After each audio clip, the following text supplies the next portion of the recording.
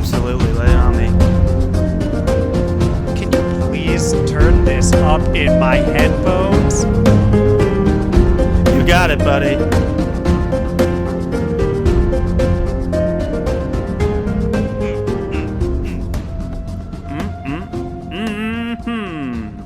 I love it. I love it. You know you love it. You gotta love it. What a great intro to a great episode. Hello, everybody. Welcome to the Friends Talking Fantasy podcast. We've got a very special episode for all of you. Yes, we do. As we all know, we'll just get right into it. Next week is a very exciting week. We finish our buddy read of the Mistborn trilogy. We finish off with our episode discussing the Hero of Ages. You know, Charles, all good things must come to an end, and buddy reads are no different. Yes, but where one buddy read ends, another buddy read begins. And that's what brings us to today's episode. That's a beautiful transition. Well, we set it up great. That's the thing. So once we finish Mistborn trilogy next week, the question becomes, well, what do we read next? We have a bunch of really good ideas. You know, we got a bunch of suggestions for each other, but the question becomes then, how do we pick? It's always a tough decision picking your next book, Charles. We're all familiar with that feeling when we've just finished a series and we're like, what do I do with myself now? Especially a series like Mistborn. It's going to leave such a hole in our hearts. This is our first ever series on the podcast. We're going to go into uncharted territory after this. We don't have anything planned. Not yet, but I have a feeling that today's episode will rectify that. Very, very good transition, sir. You couldn't be more correct. What we've decided when we were trying to come up with an idea for this week's episode was, what if we made it about deciding our next buddy read? So what we've come up with is a little system that we are calling Friends Pitching Fantasy, the fate of the buddy read. Nailed it. So I guess without further ado, we'll just get right into how this is going to work. How is it going to work, Charles? Well, I'll tell you, Dylan. This is a brand new segment, the Friends Pitching Fantasy segment. How it works, we're splitting it into 4 rounds. Those rounds will consist of us sharing books, discussing them, crossing them off, until we end up with 2 books. Here's how it works. Dylan and I have each prepared 3 books to present to the other individual. These are books that we have read, but our buddy has not read. So 6 books in total we are considering for today's segment. Charles, is that true that you've read all 3 of your books? Well, the series, but you're pitching the first book. So it's... Okay. You could say 3 books or 3 series. There's series, but we're pitching the first book. But we will read the whole series of whatever we decide. So we'll call it series from now on, if that makes you happy. I'll be so happy now, Charles. Because you are right. Series is the better word. So I think you're keeping us honest here, which is great. So Someone's got to. Someone's got to, and I'm so happy that you're here to police the content. Is much needed. That's what buddies are for. Exactly. Together we create something better than our individual parts. Yep, we're greater than the sum of our parts. For sure. So we're each going to present 3 series to the other. These are series that we have read, but our buddy has not. So here's how we end up going from 3 series each to 1 series each. Round 1 is what we call the desk rejection, and this title comes from Dylan's expertise in the world of academia. How this is going to work. I'd say expertise. Experience. Yeah, you got to take the compliment, Dylan. You deserve it. I appreciate that, Charles. So we've got 3 options each. All we're going to do is list the name of the series, of all of our series, put all the cards on the table, and then I'm going to automatically, without any explanation, reject one of Dylan's suggestions, and Dylan is going to do the same with one of my suggestions. Once we have 2 series each, we go into round 2, which we will call deliberation. In the deliberation round, we are going to take about 3 minutes per series for the person who suggested the series to give opening statements. This is us essentially pleading our case for why this series will be the next book that we're going to read.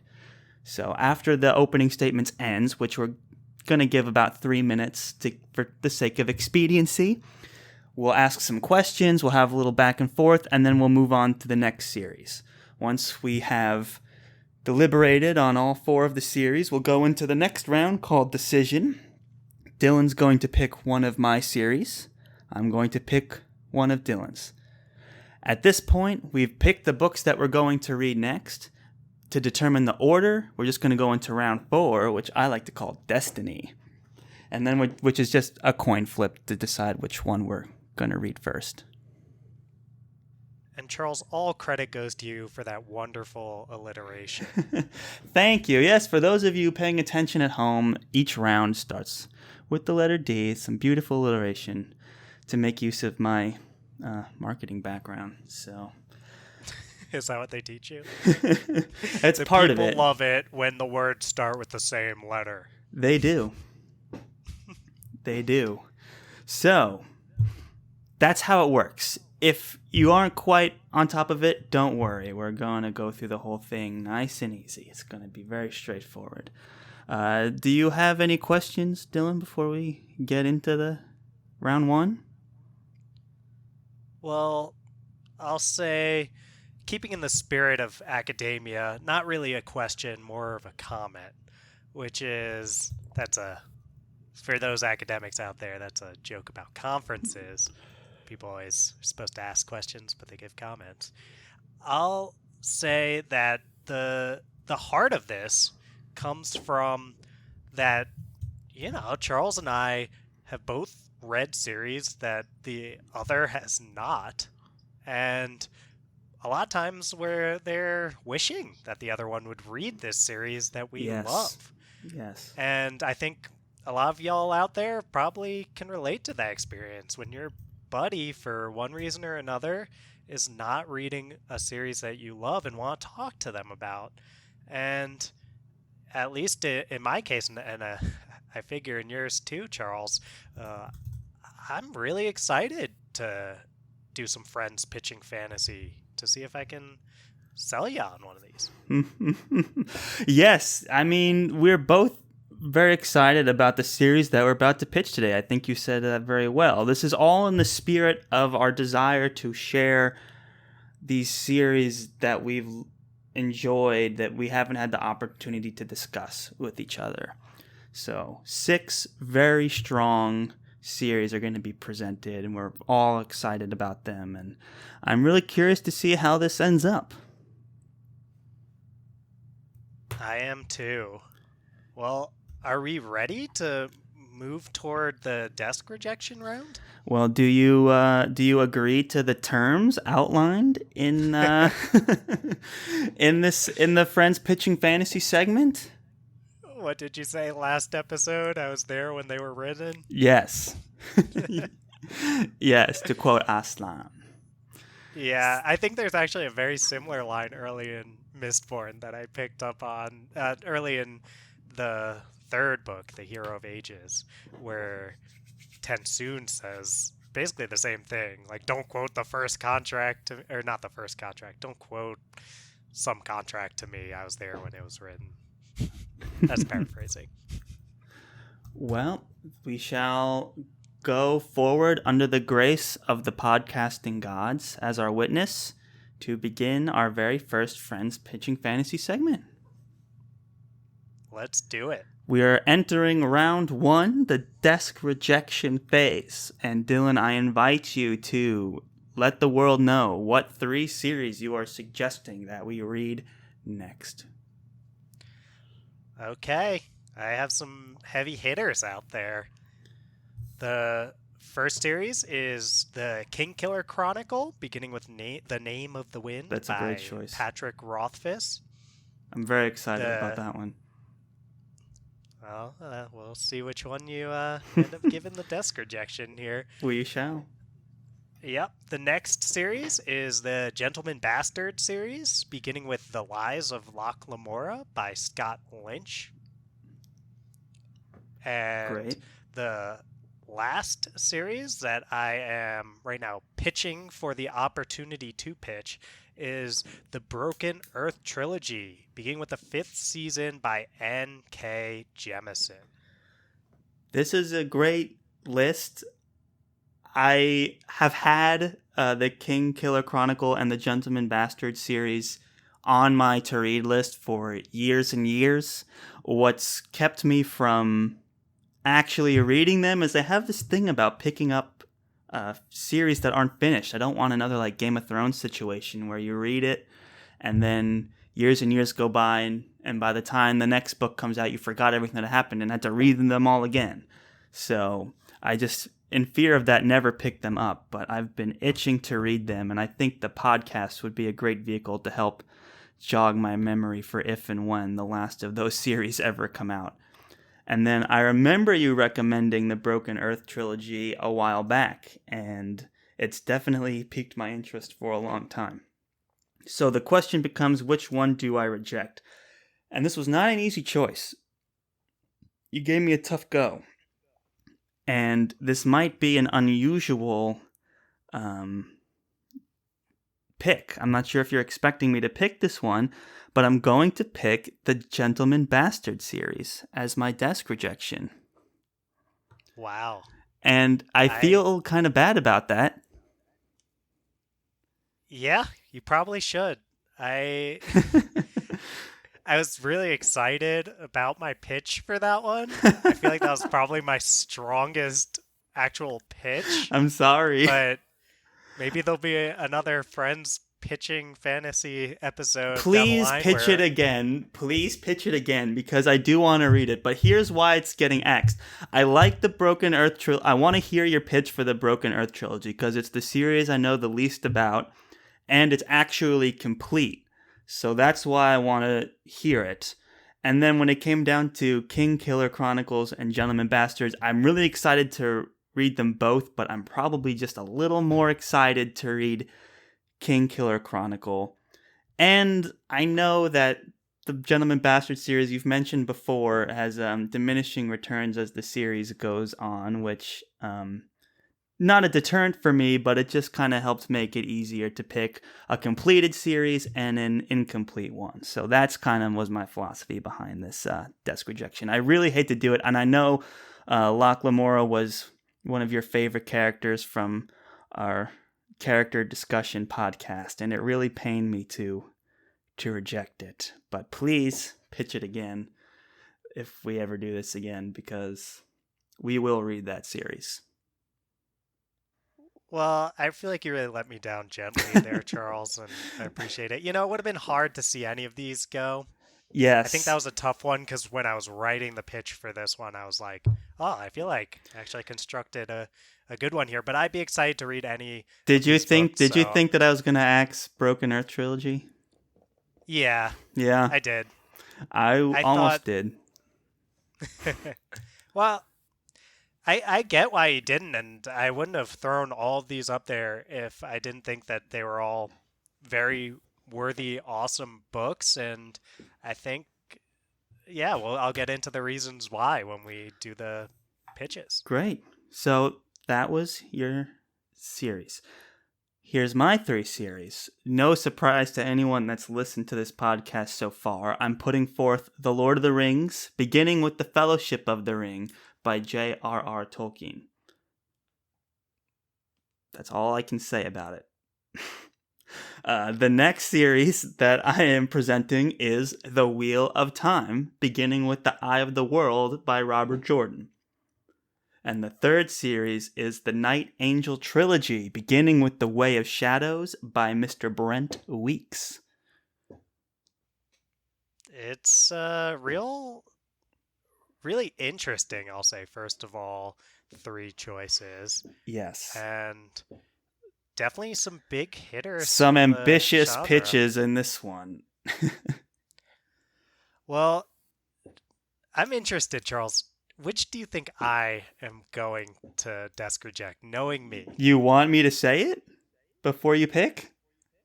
I kind of do. I can write it down. Yeah, write it down and then reveal it. And in the meantime, I'll talk through. Okay, with Marsh and the podcasting gods as my witness, I am writing down what I think is going to be Marsh's pick, and I'm folding the paper. So, you've been trying to get me to read Lord of the Rings for a long time, Charles. Obviously, I've seen the movies. We watched them together before our big New Zealand trip. I also have been flirting with the idea of reading Wheel of Time for a while. That's definitely one that's been on my to-be-read list for a long time. And then I think that the Night Angel trilogy is probably the one that if I were just going to pick up a book right now to read and we weren't doing the podcast, is probably the most likely one of the 3 that would be the next series I pick up. That being said, I'm going to desk reject the Night Angel trilogy. Wow, that's not what I was ready for. I wrote down WOT, Wheel of Time. Wow. I thought for sure you were going to reject that one.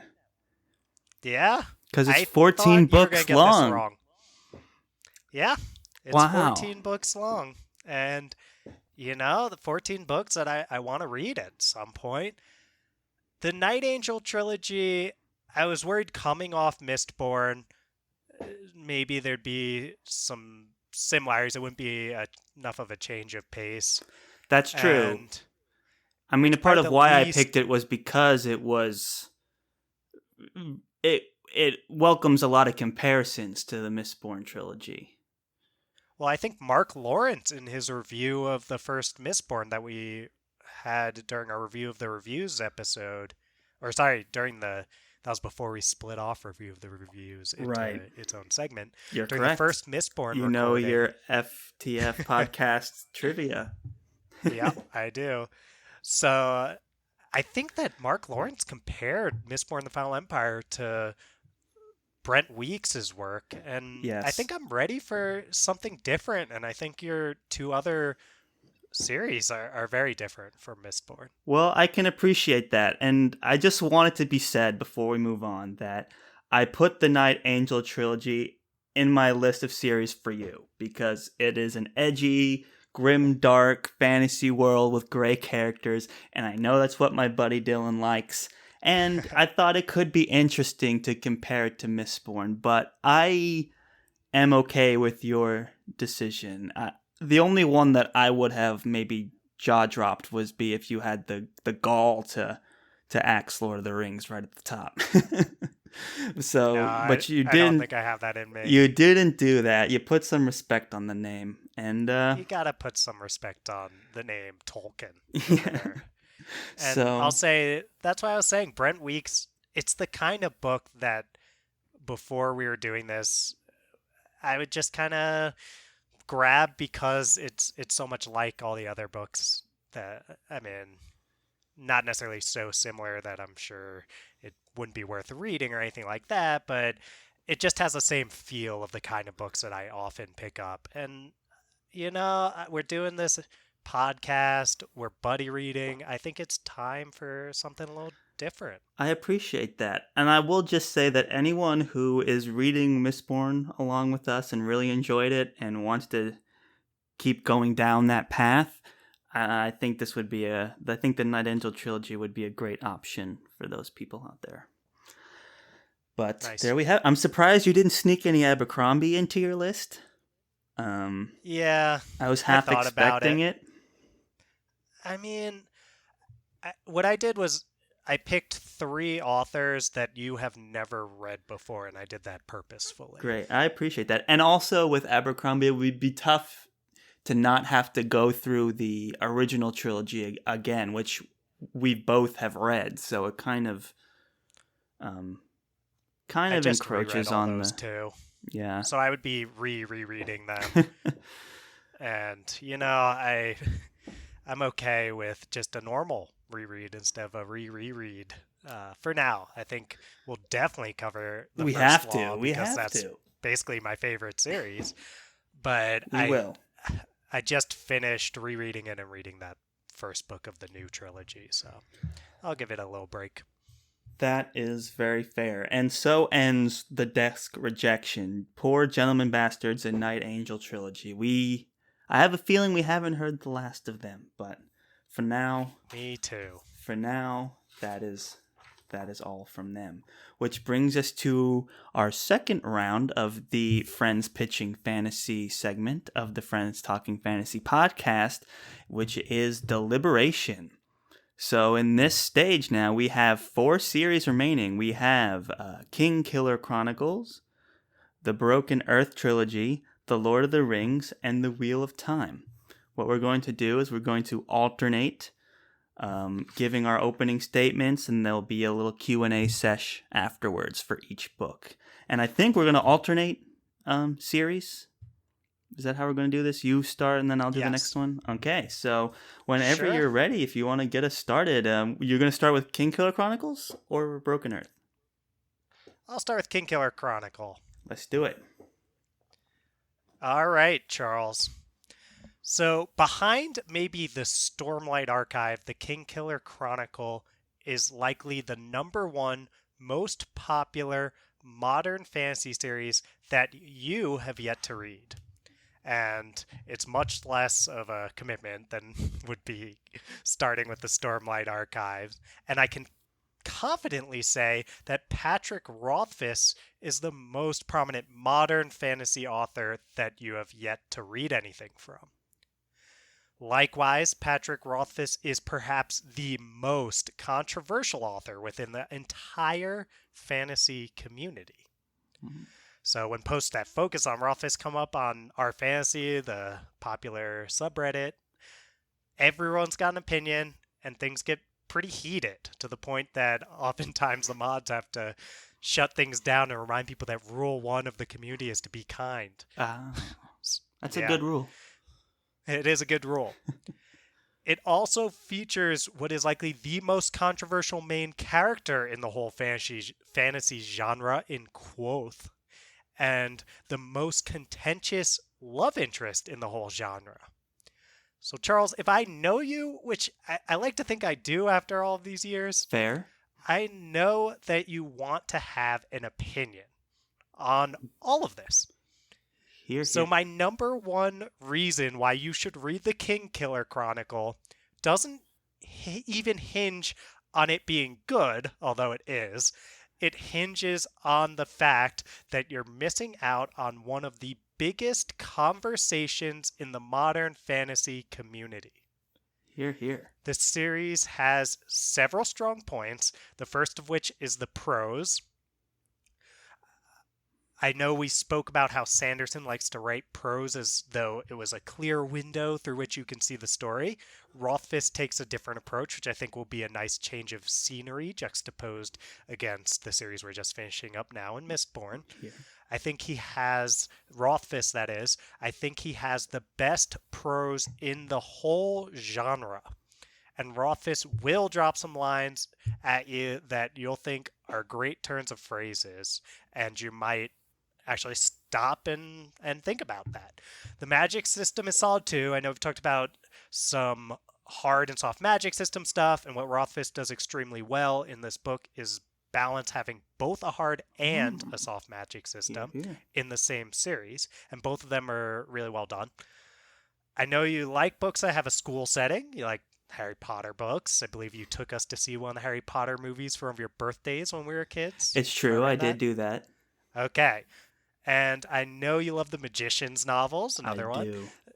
This series, the Name of the Wind, heavily features a school atmosphere too.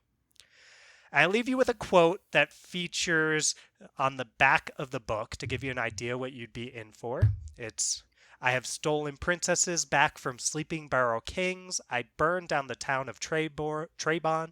I have spent the night with Felorian and left with both my sanity and my life. I was expelled from the university at a younger age than most people are allowed in. I tread paths by moonlight that others fear to speak of during day.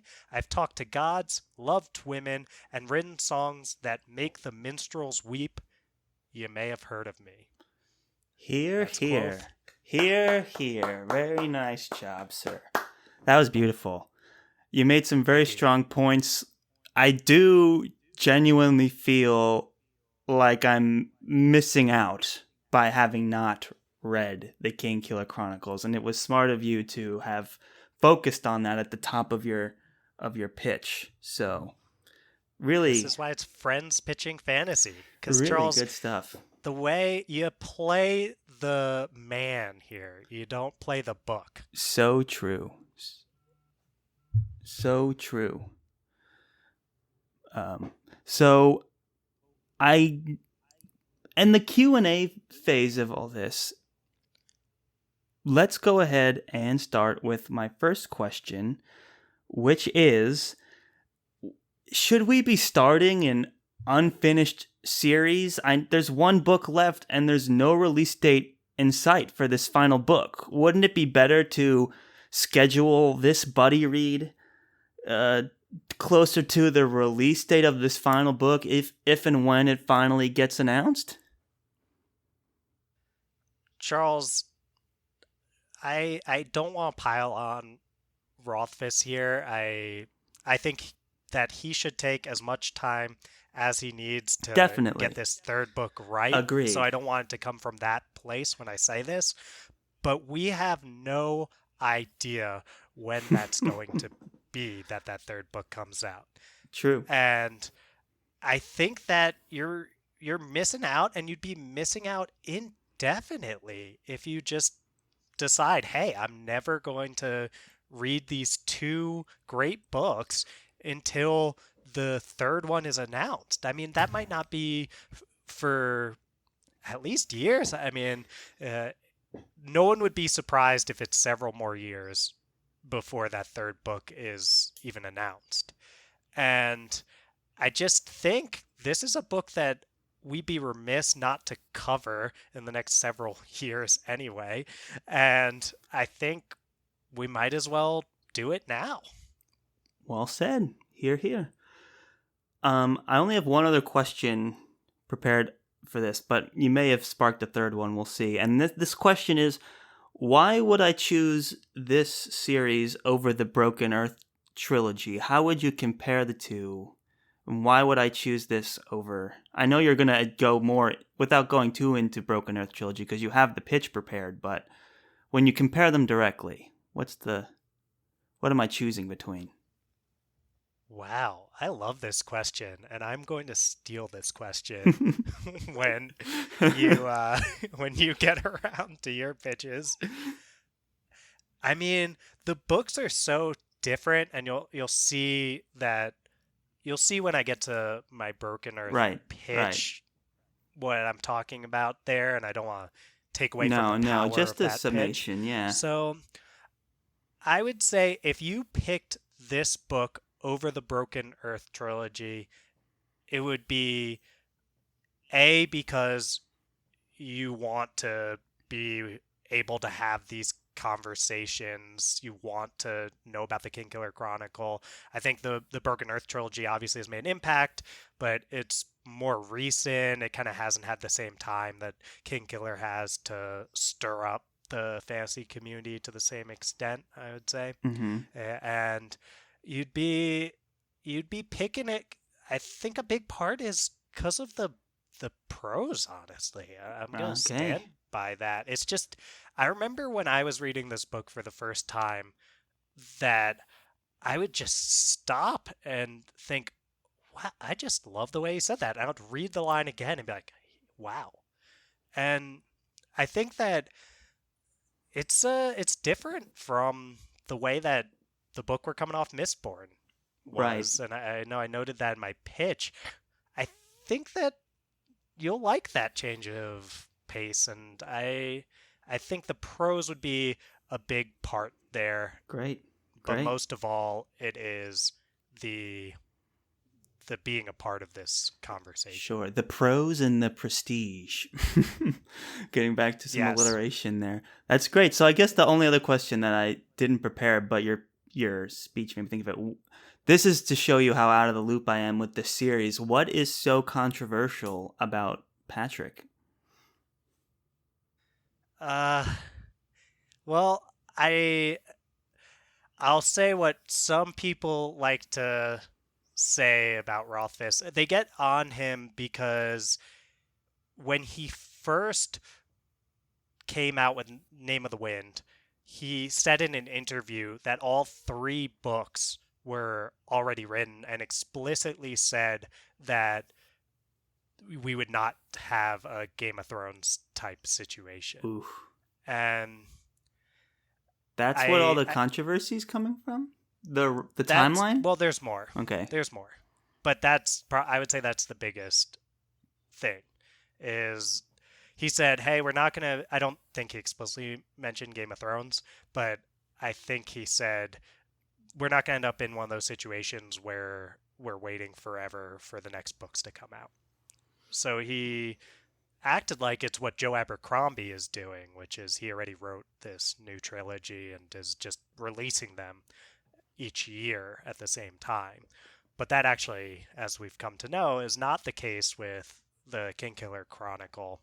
And people felt betrayed by that, especially that he he referenced this idea of I don't want to, or it's not going to be like one of those other series that's never finished. Yeah, that's tough. And then he became, I would say, the poster the poster person for. Funny to picture. I know what he looks like, so I don't really picture him as a child with that beard. Huge beard. Yeah. Yeah. So he became the face of people who don't finish books, and it's in the fantasy genre. And I think that's been really tough for him. He also is pretty outspoken, I would say, about a lot of things, including basically some people felt years ago he would lash out at fans. I haven't seen people doing much of that, but he was getting so much flack, and he's had some mental health difficulties that he's been very public about, which I really appreciate as someone in the mental health field. He does a lot to try to reduce the stigma of mental health issues, and I appreciate that, but I think, sometimes when you're struggling, you'll lash out some, and sure. I don't think it represents your character necessarily, but people took that pretty hard too. And of course, the book has a lot of elements that people find pretty controversial. That kind of gets wrapped up in all of this of who Rothfuss is. Okay, well, that's and I can understand that. As long I was wondering what exactly. There's nothing that I would consider that crazy, so that's good to know. Well, that's it for my questions for the Kingkiller Chronicles. I think that was well stated. You make a very strong case. Thanks, dude. Yeah. Looking forward to getting into one of your books. Yeah, I'm going to just start right away with The Lord of the Rings. Let's just go ahead and just do it. So let's do it. Oh, boy. Okay. Does this series even need an explanation? It is the most popular fantasy series ever, uncontested. I mean, you could, even if it's not your favorite series, which I imagine for a lot of most modern fantasy readers, it's not, you still gotta put respect on the name. This is like the most influential work of fantasy in modern times. Although it rates shockingly low on bestfantasybooks.com, which you and I both No, very well. At number 6, it is ranked number 1 on the publicly ranked version, the user-voted list. So we know that it's got a lot of publicity around it. No surprise there. Lots of interest in the general public. No surprise there. You need to have more old traditional fantasy under your belt, Marsh. Not only did I pick this series because it's one of my personal favorites, but I think it's a huge hole in your resume as a fantasy reader and as a fantasy podcaster. I mean, you just can't be the face of a fantasy podcast and not have read Lord of the Rings. It's out of control. And the fact you haven't yet is shocking. You've even been to Middle Earth in person for Sanderson's sake. You climbed Mount Doom. You went to Hobbiton. You were there. You've been to Rivendell. You've seen it all. So the fact that the only thing you haven't done is just read the books is out of control. I think we just need to finally cross this thing off your list.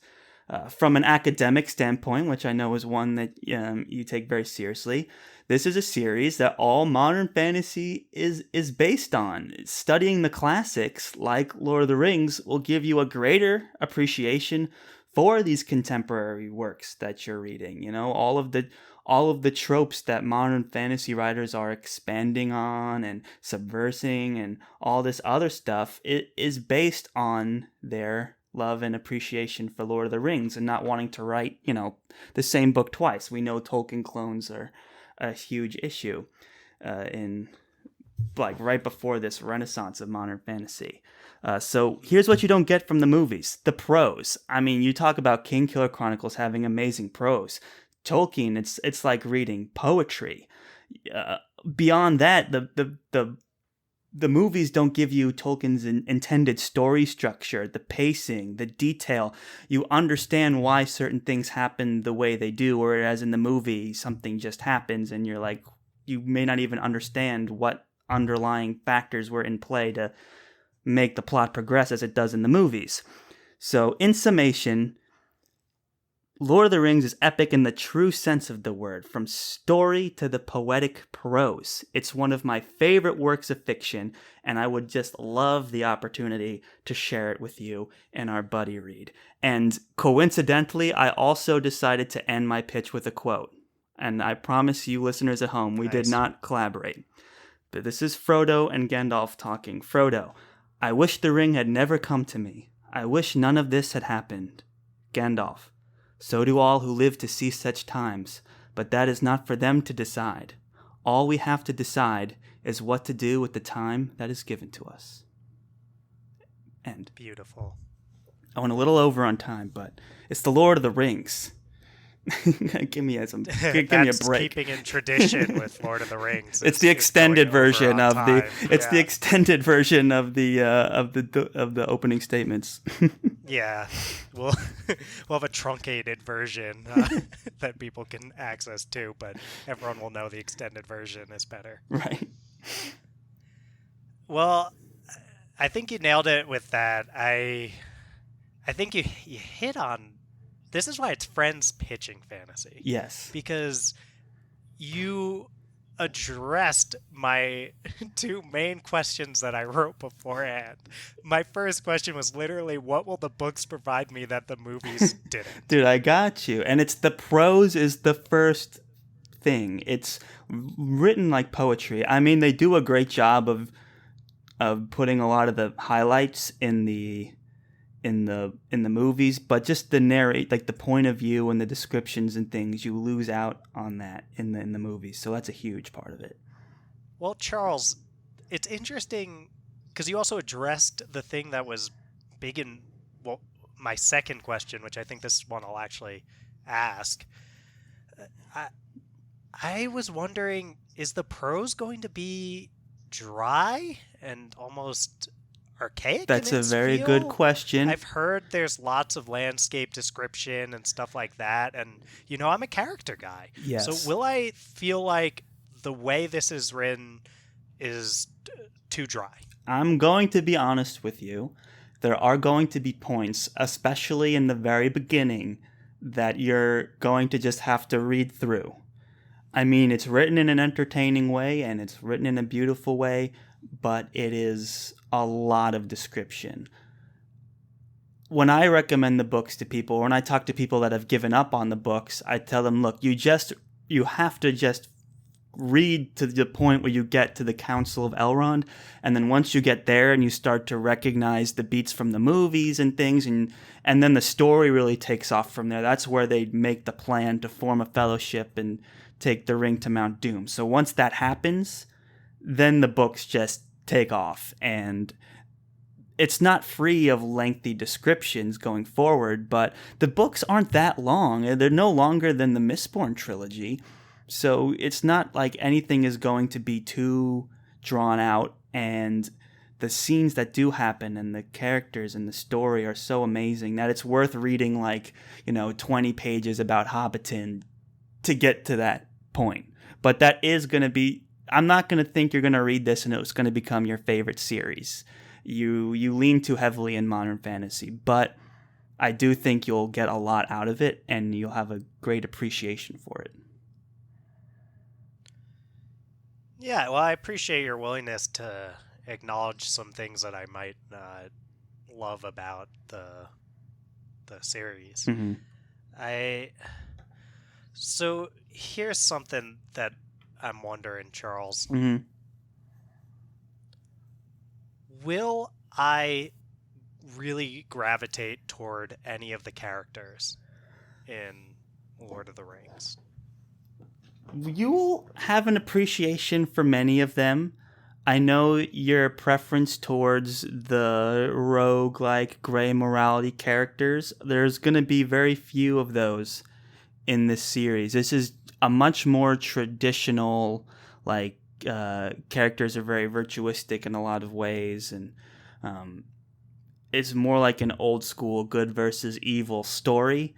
That being said, there is corruption, and there's a lot of poetic works going on. The whole story, when Boromir tries to take the ring from Frodo and then confesses to Aragorn. It's that's a really touching moment in the first book that is absolutely beautiful. When Sam carries Frodo up the mountain, there's so many moments, and then Faramir's relationship with his father and Boromir, who's not even alive anymore. There's a lot of really interesting moments that I think you will enjoy. And, Gollum Smeagol is still there. He's gray enough that it will get you by. I think what's going to be the best thing is you're going to get wrapped up in the epicness of it. Reading Mistborn, there's a lot of great plays on character types and tropes and really great plot reveals and things. But Lord of the Rings is just so much more epic in its nature, like a real old school epic tale. And that's something that is rare that I think is going to make this well worth reading. All right. You drive a hard bargain there, Charles. Well, I am pitching Lord of the Rings to a fantasy podcast, so... Yeah. I think the biggest thing is that you just have to read it already. That's the biggest pitch. Mm-hmm. It's just read it already. Leaning on similar to what I leaned on. With Yes, that's the biggest pull of it. That makes sense. I think. Do I get another question? Yeah, you can ask another one, and then we gotta go quick into Broken Earth. So go for it. Well, I want to ask the question that you asked me, which is, why would I choose Lord of the Rings over Wheel of Time? Well, they're both great picks, but Lord of the Rings is it is the series. You just have to read it. Wheel of Time is also a very well-established, highly respected series, but Lord of the Rings is OG. And just to have that notch in your belt is enough of a reason to choose it. I'll also say it's significantly shorter. It's only 3 books. We can keep it on our every other week rotation, no problem. If we 14 books for Wheel of Time, and they're all like just as long, if not longer, than any single Lord of the Rings book. So just the length alone is another good reason. If to compare the actual stories outside the meta reasons, we're talking the prose, we're talking the epic nature of the story. I mean, Wheel of Time, you can really get lost in the world, but Lord of the Rings just has this like magic quality to it, this like true epic tale that is very powerful. So those are the reasons why I would choose it. Epicness and leaning on that it is Lord of the Rings. Yes, and the practicality of it in terms of a production schedule standpoint is another reason. Very important reason. That's what the listeners want to hear, is us work out the logistics of our production Well, I think they would appreciate it. Think about it. At 14 books, we're talking about half a year, 6 months or more, if we kept it up at a book every 2 weeks. That's a lot of time to just be talking about one series. But I'm going to get into that in my pitch. But is your pitch against Wheel of Time? No, it's for it, and I have. Trust me, I figured it out. But that's for the pitch. But just from that standpoint, It is a lot. Yeah. Well, I think you succeeded in both pitching Lord of the Rings and getting down on Wheel of Time in that first pitch, so I'm interested to see Wheel of Time how will have its time come to back shine. from that. You'll see. I'm looking you asked why I'd pick Lord of the Rings over Wheel of Time, so that's how I got to answer the question. That's fair. Maybe I was a little too evasive in my answer there. Always trying to make everyone happy there, Dylan. You know me. Wheel of Time will get its time. All right. Well, shall we just move on? Yes, let's do it. Broken Earth, or yeah, let's do it. All right. Here is my pitch. So, I'm starting with a quick synopsis, because Charles, I feel like you're not overly familiar with this series. Right. This is of all the series the one I know the least for sure. Yeah. So I grabbed this from Hachette Books, a website. A season of endings has begun. It starts with the Great Red Rift across the heart of the world's sole continent, spewing ash that blots out the sun. It starts with death, with a murdered son and a missing daughter. It starts with betrayal and long dormant wounds rising up to fester. This is the Stillness, a land long familiar with catastrophe, where the power of the earth is wielded as a weapon, and where there is no mercy. Nice. And yikes. Yeah. Sounds rough. So, yeah, you usually want at least a little mercy. Some. But maybe not in a book or series. The pitch for the Broken Earth trilogy begins with the fact that it won 3 consecutive Hugo Awards for Best Novel. In other words, every book in the series won a Hugo Award back to back to back. That's a prestigious award in speculative fiction for any listeners unaware. I know you're aware, Charles. I am. It was also nominated for The Nebula, World Fantasy, James Tiptree Jr., Dragon, Audi, Locus, Kitschy, Goodreads Choice, Romy might have been involved in that one, and I hope so. People's Choice Awards. Wow. It was named a New York Times Notable Book of 2015. All right? That's the pedigree we're dealing with here. That's a lot of honor. Yes. It's a book with a ton of thematic depth to it. It is smartly written with also great prose and real feeling characters. The book is just different, Charles. It's not like anything else I've read for several reasons. It toys with some interesting writing techniques that I've never seen implemented. One that won't spoil anything is to tell you that there's many chapters written in second-person writing style, which is very atypical. That means I've heard people of it. are Yeah. Well, hey, listeners who don't know, it would be something like you rather than I is the way that the narration is written, which is pretty interesting. It works surprisingly well for putting you in the shoes of the character. I know I was a little worried it would feel like one of those Goosebumps Choose Your Own Adventure books I used to read as a kid, but it doesn't. It does a really great job of building empathy for the character. The other thing that N.K. Jemisin does that I've never seen done before would be a spoiler to reveal, but I'll just say, trust me as your buddy. That is really interesting, and you've never seen Ooh, anything like it. love myself a good The New spoiler. York Times called it intricate and extraordinary. The Washington Post called it brilliant, and I stand by the Library Journal when they say it breaks new ground. Wow. We spoke about doing a best opening lines episode, which is a tease for the listeners. This book has an incredible opening line that I will leave you with. Let's start with the end of the world, why don't we? Get it over with and move on to more interesting things. Ah. All right. I mean, great pitch. I mean, the fact that the entire series, each book in the series has a Hugo Award is quite an accomplishment in itself. Yeah. Well, one of the questions that I was going to ask that you answered right in the pitch is the because I was reading a lot of reviews online researching this series, and the main complaints people have is the author's choice of writing both in present tense and second person. And one of my questions was, is the author's choice of writing it in that way challenging, and does it detract from the experience of reading the story?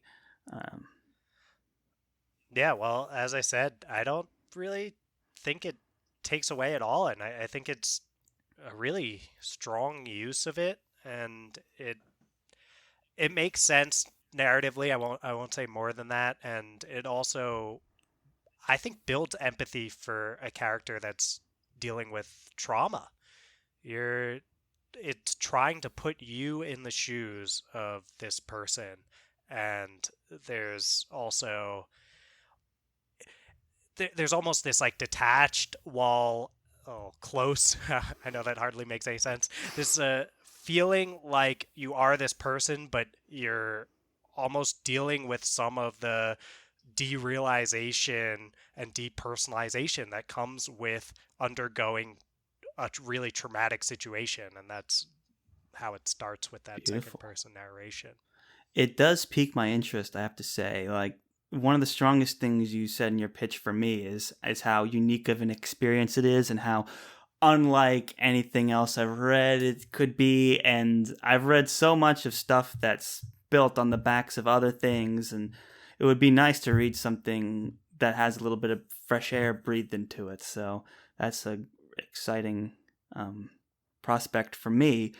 Going back to reading through my reviews that were criticizing the series, it won a lot of awards. You know, it's flooded with really positive reviews, but there's plenty of people out there who think that the series is overrated. And I guess my question is, what do you say to the criticism that this series is overrated, and does it stand up against the other series that we're discussing tonight? And I mean, that's bold when we're just talking about flipping Lord of the Rings and stuff, but I guess within like the King Killer Chronicles and like the more modern things, Night Angel trilogy, things like that, are we talking about the same level of pedigree, I guess, for lack of a better word, for like, you know, for mastery, like quality? Thank you. Yes, that's what I wanted. Yeah. Well, I think that this is a book it's obviously gotten a lot of mainstream success. It's being recommended, though, on all these fantasy forums and whatnot. And there's people out there who are looking for the same thing, and maybe not regurgitate over and over again, which I almost said. They're looking for things that hit on the same general setting, the same beats, general note, same beats. Yes. Okay.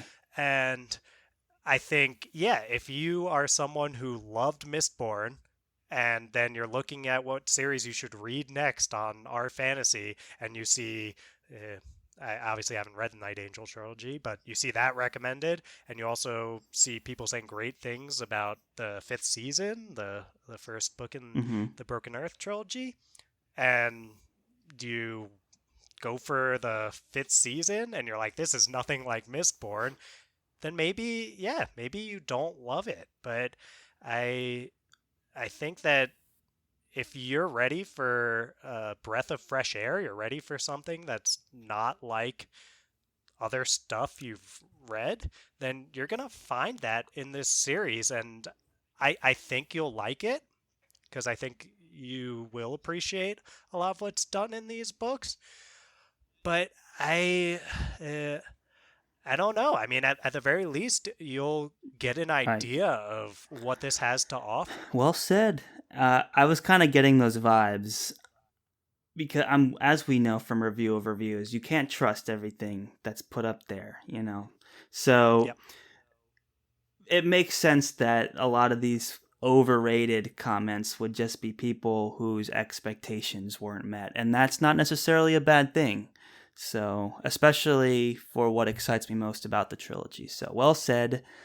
My only other question is, this podcast is brand spanking new. We just are about on the cusp of finishing our first series, which is Mistborn. And my question is this too deep of a cut for our second series ever? And wouldn't it be more beneficial to go through more established works first, just to set a tone and precedent for the show?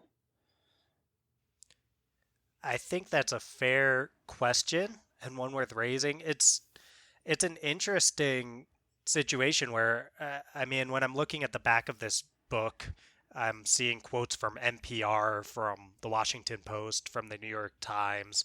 Obviously, and of course the Hugo Awards. Obviously, it made a large impact. I think that yeah, Kingkiller Chronicles is bigger because of what I mentioned before with the just the time it's had to really become a classic in the genre. I would say that time has given people a lot more chances to read that It's number series. So I 4 best think, series on bestfantasybooks.com.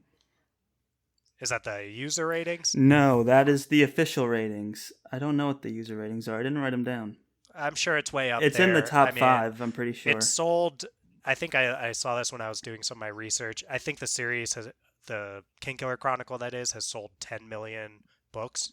Wow. Yeah, don't quote me on that, but it's on the Wikipedia, and I think that was it. And I think that if your number one concern is maximizing the amount of people who have read the series to this point, then Kingkiller does make more sense than does the Broken Earth trilogy. So I mean, if that's going to be the criteria, I'm not gonna act like it's different. But I also want to say, obviously, this is a book, although newer, that is relevant to the current conversation about fantasy novels. Great. Okay. Well, you've made a very strong case, and I have a very difficult choice to make. But first, I'm going to jump right into our final deliberation for the day, Let's hear it. and that is The Wheel of Time. Another series that needs little explanation, but here we are. So let's just get right into it. Wheel of Time has some of the most engaging world building, magic systems, and characters in all of fantasy, and many fans of the fantasy genre hail it as the gold standard for epic and high fantasy. And although it rates inexcusably low on bestfantasybooks.com at number 48 for best series, it sits proudly at number 4 on the user ranked list.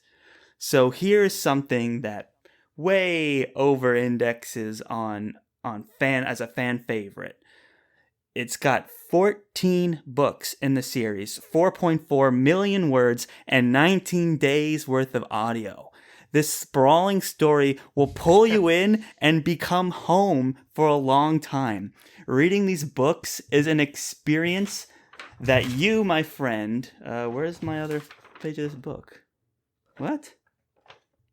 Okay, well, my notes are incomplete. Technical difficulties. But reading these books is an experience that you haven't really had yet. I know you're on your way with Malazan, but until you've completed it, you haven't had this kind of reading experience. If you can imagine going through 14 books or 19 days worth of audio of one story and living in that world, and I promise you that the world is so well lived in and so thought out and so alive that it can fill 14 books in 19 days worth of audio. And the sheer, just to experience that is something that you can't get out of these 3-book series.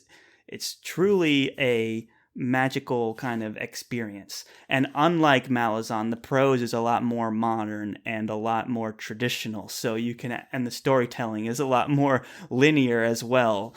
And the main cast, I should say, is a lot more focused, although there are many, many characters. Wikipedia dutifully notes that the series touches on numerous elements of mythology, which is a huge part of this book, including cyclical nature of time, which is in Buddhism and Hinduism, the metaphysical concepts of balance and duality, and respect for nature that you find in Taoism. It also has a creation story, very similar to Christianity. It draws on all of these elements of humanity that we can relate to, and it uses it to create something completely unique and something that you can live in for a very long time.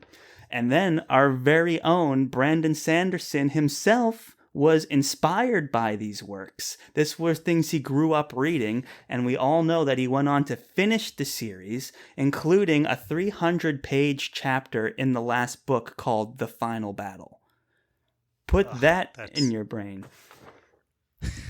I'm building up to that, and then to finally get it 14 books later, it's the payoff is crazy. The benefits of this series' length include the build-up and payoff of the whole series. The amount of development across all aspects of fantasy is incomparable. You will not find a series that feels as lived in as this one. And I know you're an audiobook man, and this is one of the best audiobooks I've ever listened to. It has both Michael Kramer and Kate Redding, and it is some of their best work. And I do not say that lightly. It's really terrific. The Amazon series, TV series, is filming right now. And if we start these books today, our timing could very well line up with the release of the series. Now, obviously it's 14 books. It's a lot to read. So if you were to choose this series, I would propose a change to the Destiny round. So instead of tossing a coin, I say we go ahead and start putting the series we pick for you in our fortnightly buddy slot read. And then we'll read Wheel of Time at a slower pace, releasing episodes around maybe once a month, and publish the episodes in the non-buddy read time slots as we finish them. That way we can still complete buddy reads on schedule, and we're not like weighing ourselves down by having the next 14 episodes dedicated to Wheel of Time, and someone that's not reading along with us won't just tune off for 14 weeks. So this is kind of a way we can read it and get through it, and it might be a model we'll take on for other long, sprawling series as well. So I will now leave you with an ending quote, which is a quote that if you choose to read the series, you will read quite a bit. The wheel of time turns, and ages come and pass, leaving memories that become legend. Legend fades to myth, and even myth is long forgotten when the age that gave it birth comes again.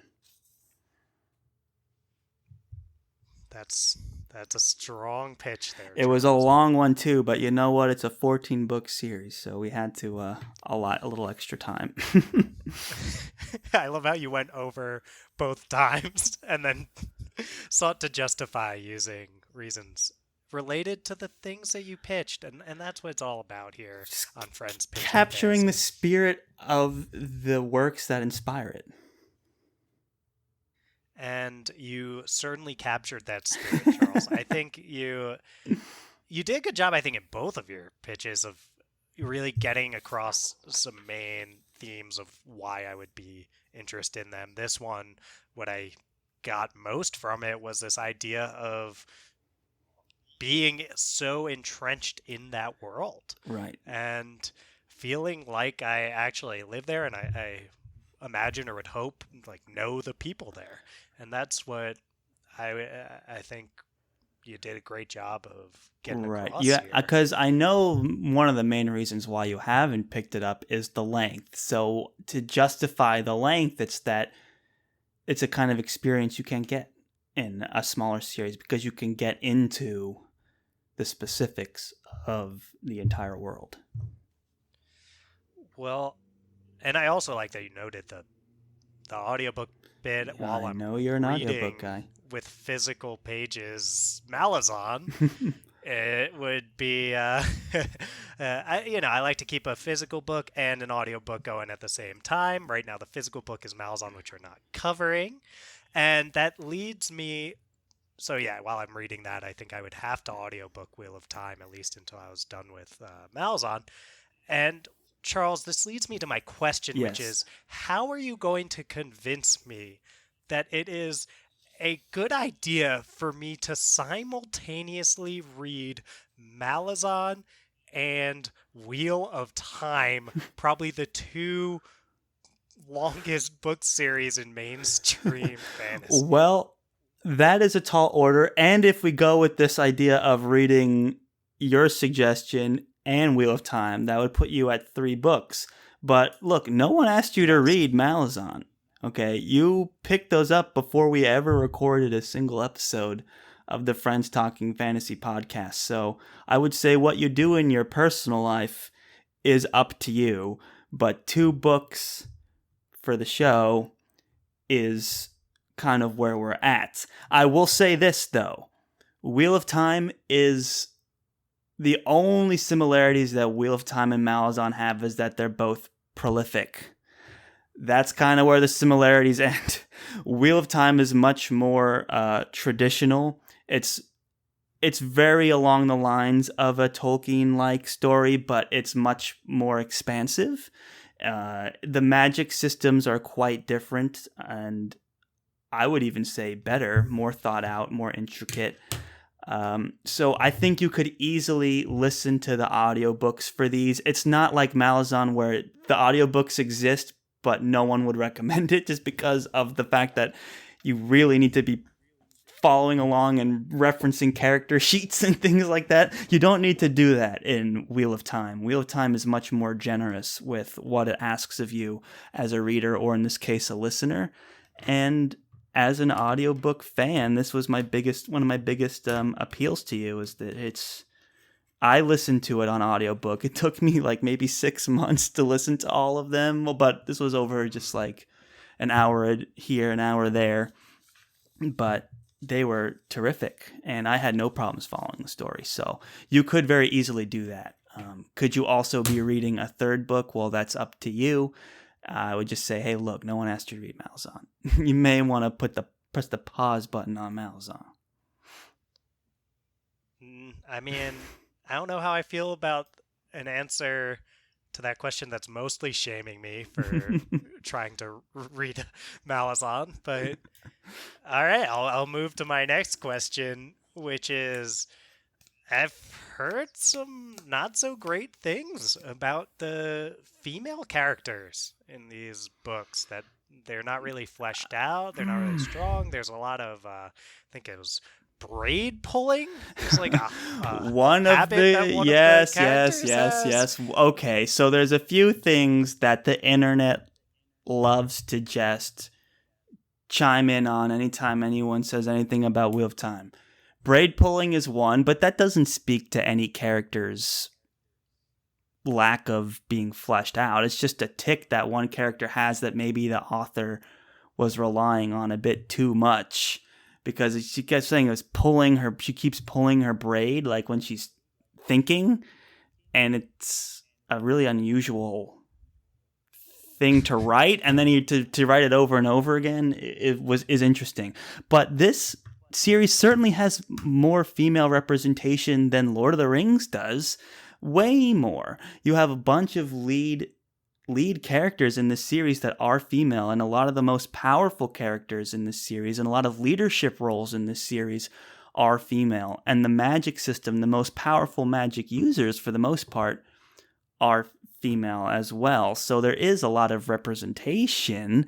That being said, it is a bit more of a product of the author's time. It's not a modern take that you would see more of this like effort of inclusivity and have a more social spin to it. This book doesn't really have much of that. It's a much more traditional men are like this and women are like this, but it's not in a way that's offensive or insulting. I don't think that anyone reading this would think that the author is chauvinistic, and if people are, then I think they're way, way overreacting.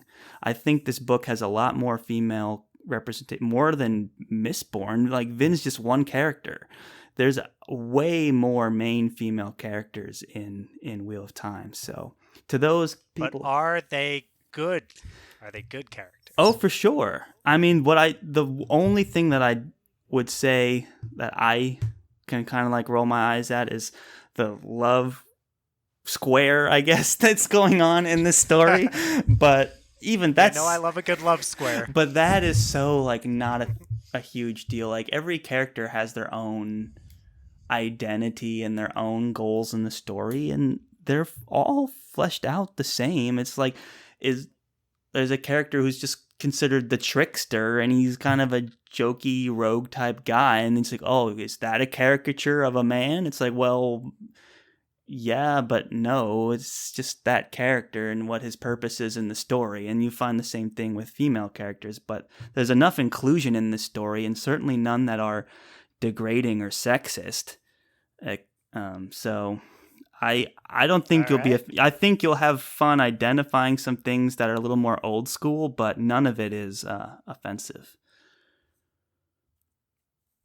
Okay. Well, I'll trust you on that, Charles. And I've got one more question. Mm-hmm. I hear there's a slump in books 7 through 10. That is 4 books for those counting at home. 4 giant books. Yes. Do I want to put myself through a 4-book slump, Charles? I would say you're already in a 3-book slump of Malazan. But I will say this, okay? There's one book, book 10, that is famous for being a slump. I can't speak to 7, 8, and 9. But I will say this. Yes, not a lot happens in book 10. If you were to read the synopsis, it would be this character continues to do this. This character continues to do that. But this is what you haven't experienced yet in your experience in reading books. You haven't read a 14-book series before, and I hadn't either. That's my only experience with it. And I have to tell you that when you're getting into a series that is that long, that's just becomes part of it. Like in life, not every day is a wild, crazy adventure. Some days you're just having, existing, and stuff is happening in the books and characters are going through stuff. But in terms of plot progression, it's not like you don't get that Sanderlanche at the end. It continues into the next book. The whole point of the book is about time and the cyclical nature of time and destiny and all this other stuff. And it's just part of what makes the series so alive and lived in, and what makes it such a unique reading experience is that not only have you sat with these characters as they're fighting and training and going through stuff, you've sat with them as they're also governing or just learning things, just like going through the day-to-day or general politicking. It's like you see it all, and it's that experience that you can't get without having those slower moving points. And book 10 is the only one that I remember being a bit on it's a detriment in some way, but I think you need it. It's like life itself, you gotta have the good with the bad, and the bad isn't even really bad. It's just slow, but you have to kind of be on board with that if you're choosing to read a 14-book series. But the end is very good, and a lot of I would say you do get a Sanderlanche, right? 'Cause you do eventually in book 14 you get a honest true Sanderlanche. And that's another thing that I would love to talk about is the whole backstory of Sanderson's involvement. It's just the meta of this series is super interesting. But I would say, yeah, there's going to be points where the story beats are a lot slower, but I would also say that's part of the unique experience that this book has to offer.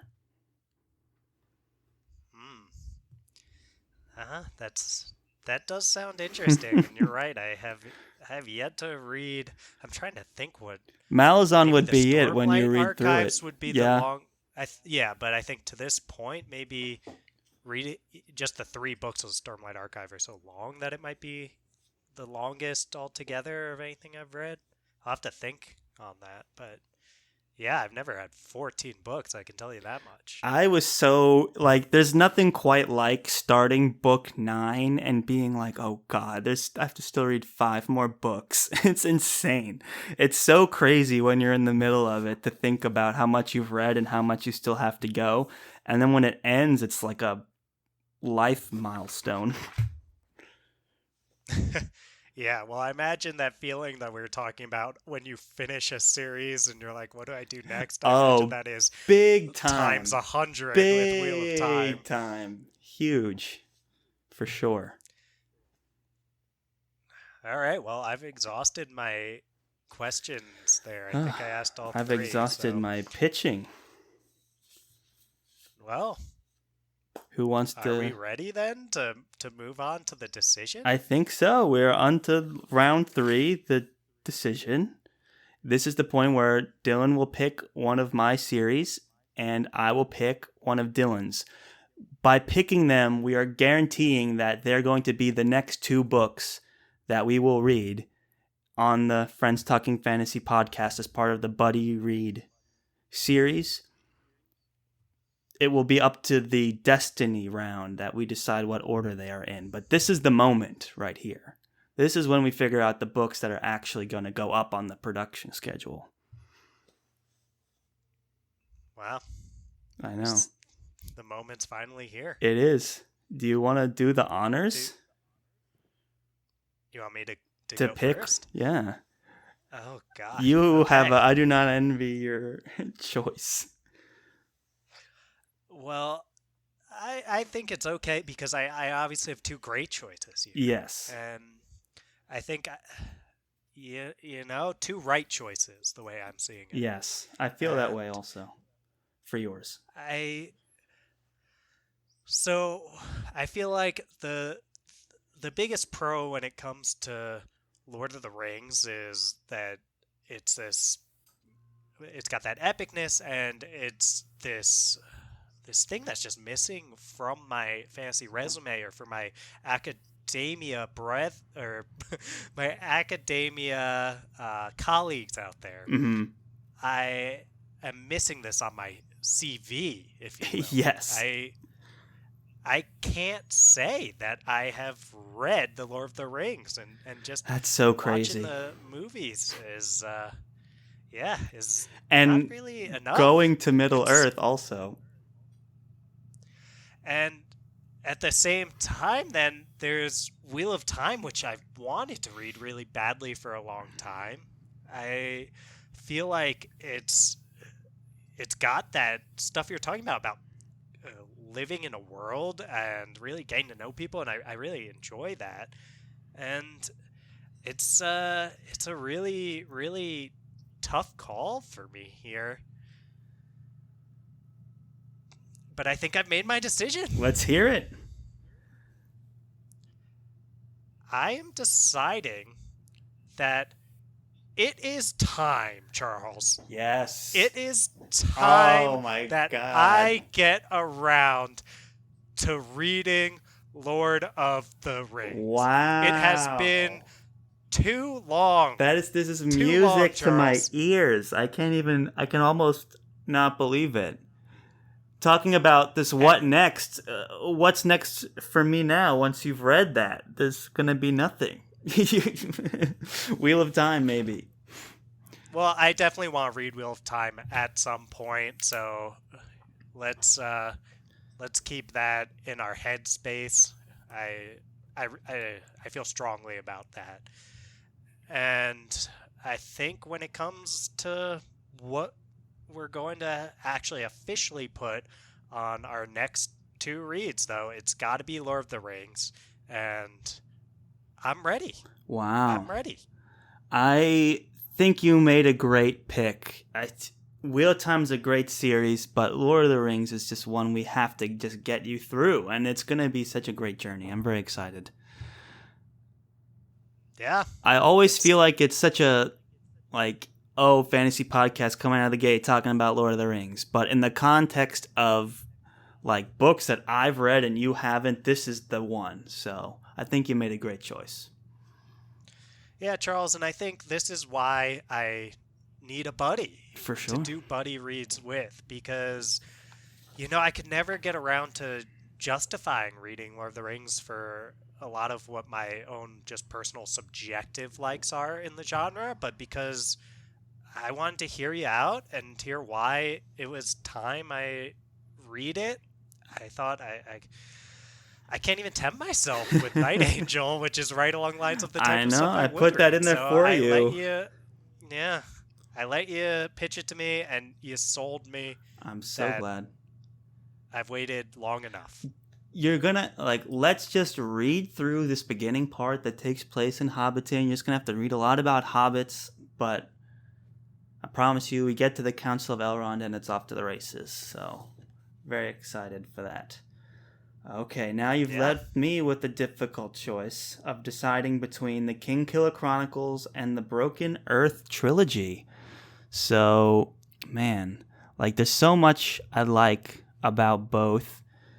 The Broken Earth trilogy calls to me just because of how different it is from every other book series that's on this list. And I've read enough fantasy in my day that the idea of something unique and interesting is very, very appealing.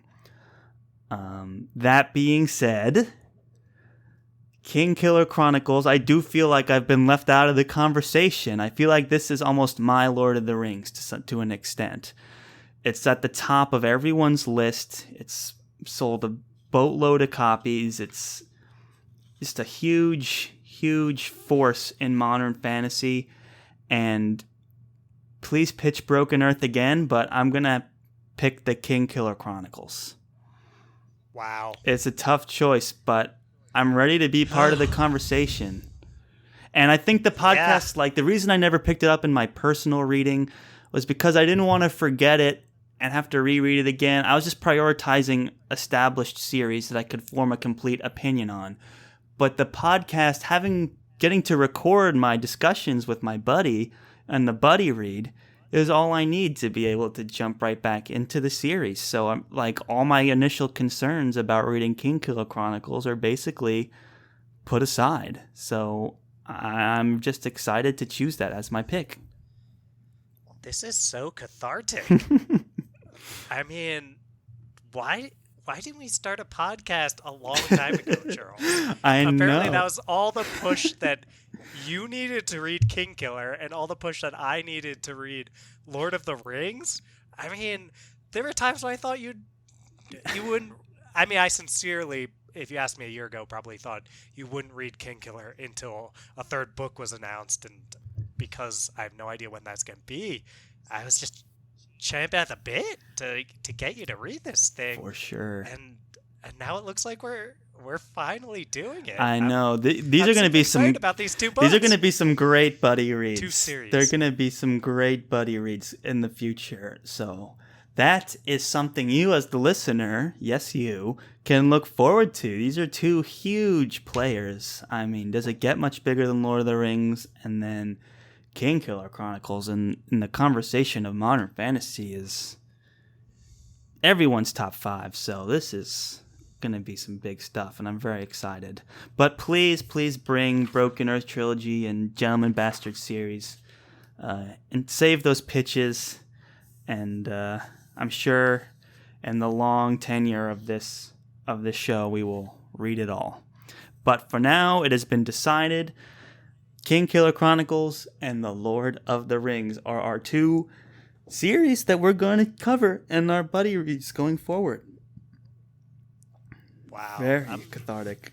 I'm all just pumped up from this I exercise we did.